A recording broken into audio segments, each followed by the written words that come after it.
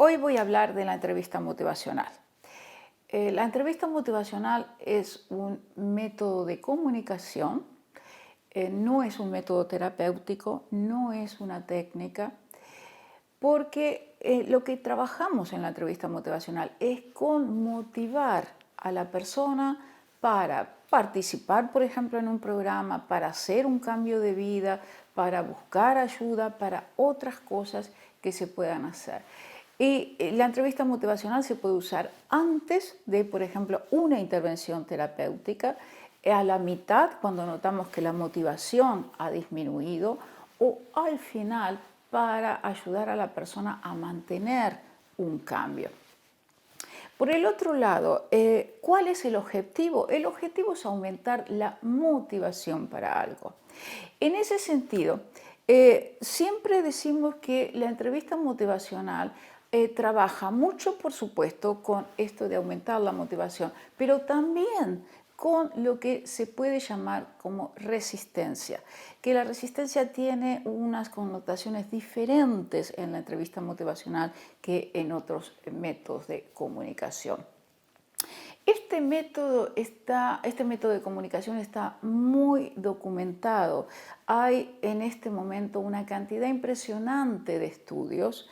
Están interesados en saber más. En la presentación hay también referencias bibliográficas o se puede hacer una búsqueda de qué artículos hay, qué artículos científicos hay de la entrevista motivacional y van a encontrar mucho. Pero también otra cosa que hacemos es observar la interacción y a partir de ahí se ha investigado también mucho qué es lo que da como resultado, qué es lo que sucede cuando aplicamos la entrevista motivacional. ¿Y cuál es la definición? Se puede decir que es un método de comunicación orientado hacia los objetivos y metas de la persona. Este es un método de comunicación que es colaborativo, es decir, la meta, los objetivos, uno llega a cabo a ellos junto con la persona. Tiene dos partes, diría yo. Una es la actitud de la entrevista motivacional y la otra parte es lo que tiene que ver con herramientas. Por ejemplo, la escucha activa, por ejemplo, información en forma de diálogo. Todos esos son herramientas, pero la actitud es fundamental para poder decir que aplicamos la entrevista motivacional. Pero antes de que lleguemos ahí, me gustaría también decirles una cosa. En muchos de nuestros países se habla del encuadre como algo rígido quizás, como algo que tiene que ser en una habitación, que tiene que ser de una manera. Si pensamos en la entrevista motivacional, lo importante es el encuentro con el otro. Pueden ser aplicaciones cortas, largas, siempre de acuerdo a las posibilidades que tengamos. También puede ser, por ejemplo, que no tengamos posibilidades de que las personas que nos consultan o los usuarios vengan a nosotros. Quizás nosotros vamos a diferentes poblaciones, vamos a diferentes lugares para poder hablar. Y entonces, ¿qué sucede ahí? Bueno, puede ser una intervención, digamos, de 5 minutos, de 1 hora. Cuando hacemos una aplicación corta, por ejemplo, de 5 minutos, le llamamos sembrar una semillita de cambio. ¿Qué quiero decir con esto? Bueno, que por ahí introducimos el tema del que vamos a hablar. Pónganle que ustedes saben que esta persona o consume, o esta persona es sometida a violencia, o tiene dificultades, o la relación en la familia no es muy buena, o bueno, por ahí no tenemos el tiempo y las posibilidades de tener una entrevista motivacional de 1 hora, pero tenemos 5 o 10 minutos. Es eso. Bueno, ahí intentamos introducir la materia. Mira, me gustaría hablar contigo de... Y ahí después seguimos y vemos si la persona está interesada en seguir o no y cómo sería esto. O sea que quiero repetir esto, que podrían ser encuentros muy cortos, muy largos, en un consultorio o no. Lo importante, recuerden, es el encuentro con el otro, donde podamos, porque un problema que tenemos con todos los métodos de comunicación, yo diría que con la psicología en general muchas veces, es que nos quedamos en este pensamiento de que las personas tienen que venir a nosotros. Y yo digo, la psicología tiene que salir a la calle. Ahí donde las personas estén, si no vienen tenemos que ir, si no están accesibles en el momento, bueno, tenemos que encontrar maneras. Por eso es esto tan importante de que el encuadre somos nosotros y el otro o los otros. Una cosa también que es importante pensar es que en la entrevista motivacional hay 4 procesos. Estos procesos no son, no se deben, no todas las veces seguir uno atrás de otro. Querríamos que fuera así, pero por supuesto muchas veces viene la realidad, que hace que, bueno, que por ahí podemos trabajar con un proceso, con 2 procesos, pero no todos los procesos. Y cuando podemos, por supuesto, trabajamos con los 4. El primero se trata de vincular con la persona, tener un encuentro donde sea posible establecer un contacto. La herramienta que tenemos en este caso es la escucha activa.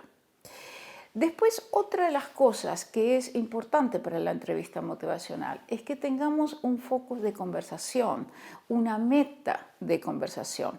Y en este segundo proceso, lo que hacemos es buscar, focalizar qué es lo importante, de qué vamos a hablar en este caso.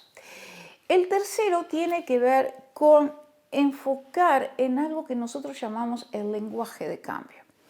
Es decir, cuando hemos quedado de acuerdo con la meta, con de qué vamos a hablar, es importante poder ver, bueno, qué es lo que la persona dice que apunte a un cambio que esté, por supuesto, relacionado con la meta, ¿verdad? No es cualquier lenguaje, sino que si la persona, por ejemplo, ha dicho, bueno, yo puedo pensar en quizás hacer algo para cambiar.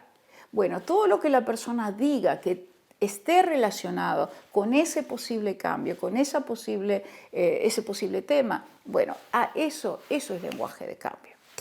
El cuarto proceso tiene que ver con planear.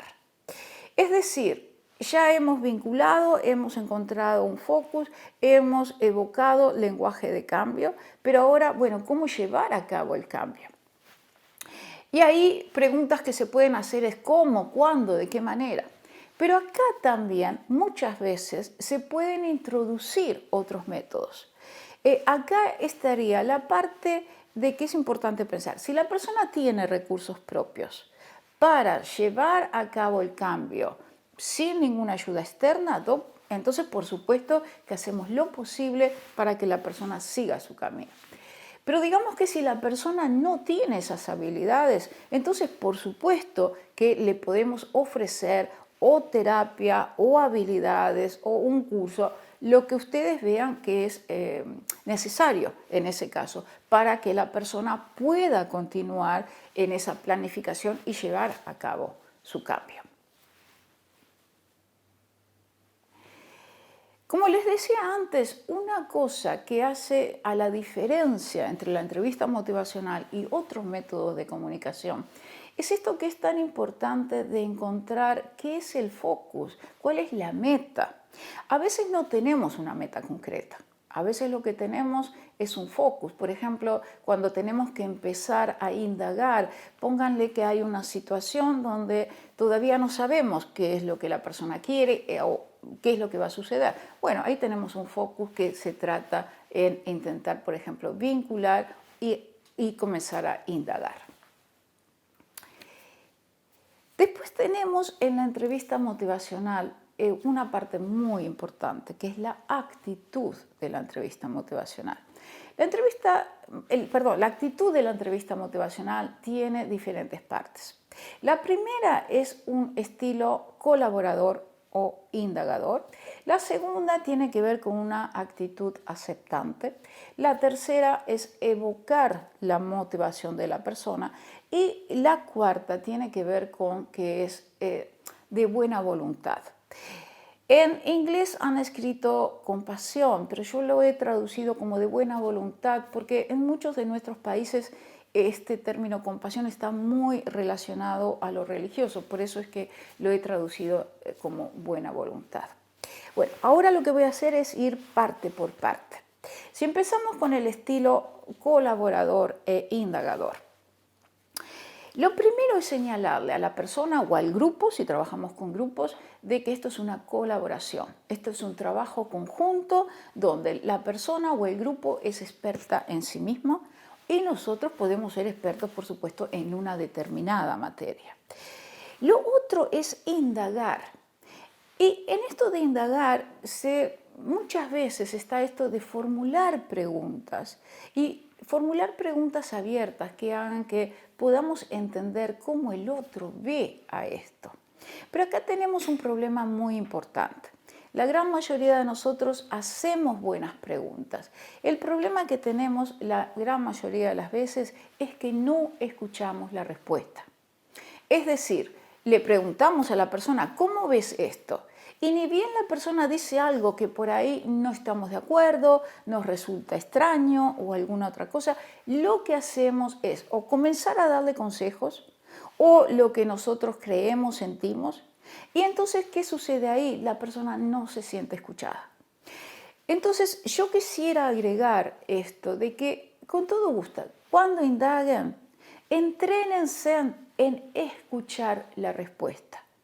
Por ejemplo, si tienen preguntas, si tienen cosas, bueno, escríbanlas y después le dicen a la persona, mira, yo quisiera ahora preguntarte de esto.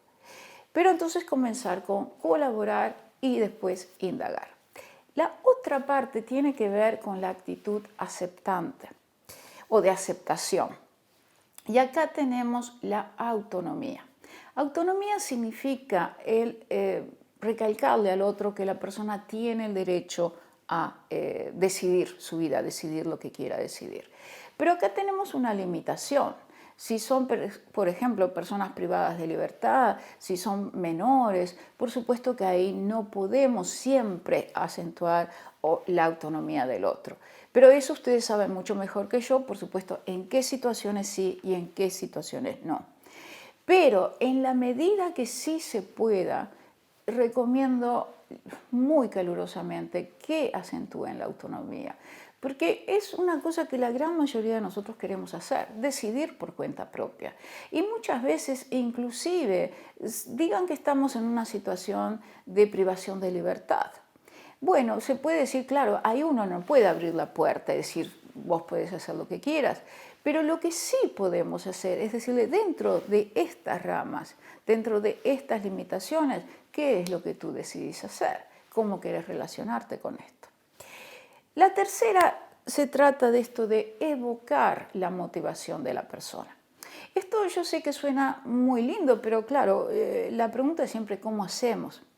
Esto está muy relacionado con la indagación, de esta manera. Cuando indagamos cómo la persona ve lo que está sucediendo, el problema u otra cosa, ahí también podemos empezar a descubrir qué son las cosas más importantes para la persona. Hay, por ejemplo, objetivos, hay valores, cuáles son las percepciones. Todo eso hace que ahí tenemos elementos que puedan ser de motivación, que puedan motivar la persona para un cambio. Y nuestra tarea es entonces intentar hacer esto, motivar a través de indagar qué es lo que sea importante. El cuarto, que tiene que ver con compasión o buena voluntad, se trata de desear y hacer, actuar de acuerdo a lo que es lo mejor para el otro. Si tenemos, por ejemplo, digan que ustedes tienen una finalidad con esa entrevista y el otro tiene otra, bueno, mi recomendación es ser honestos.